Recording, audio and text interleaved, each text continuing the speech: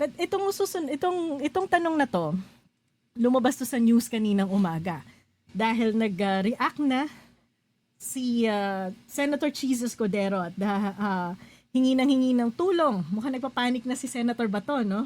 Sa kung anong mangyayari sa kanya with respect to the ICC. So sabi ni Senator Cheese, ano yung sabi ni Senator Cheese?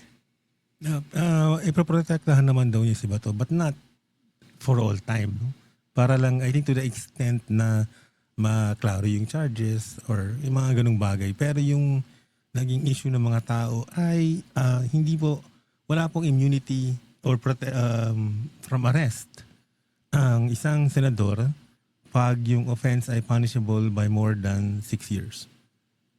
So kung murder po kasi at least 12 yan.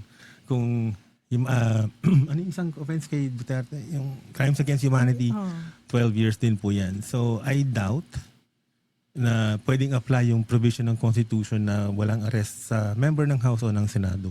Oh, so what do you mean when you say you don't know what Constitution Senator Escudero is looking at? Di ba may post kang ganun sa Facebook?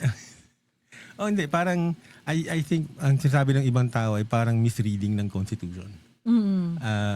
Yung sarcasm ko means na, the same thing, no? Na parang iba yung Constitution na binabasa niya. Kasi hindi yan yung nababasa kong Constitution. So in effect, I disagree. well, may legal basis pa para protektahan ng Senado si Bato just in case dumating na yung kanyang warrant of arrest. Not, siguro nga sinasabi lang as a matter of courtesy, no? Pero is there a constitutional basis? Hindi ko po makita sa Constitution. So walang constitutional basis kung poprotektahan ng Senado si Senator Bato. Yung opinion lang ni Senator Jesus Cordero, yung sinasabi niya na but legally gagawin niya, but I doubt na may legal basis, no? So, Senator Bato. Hi.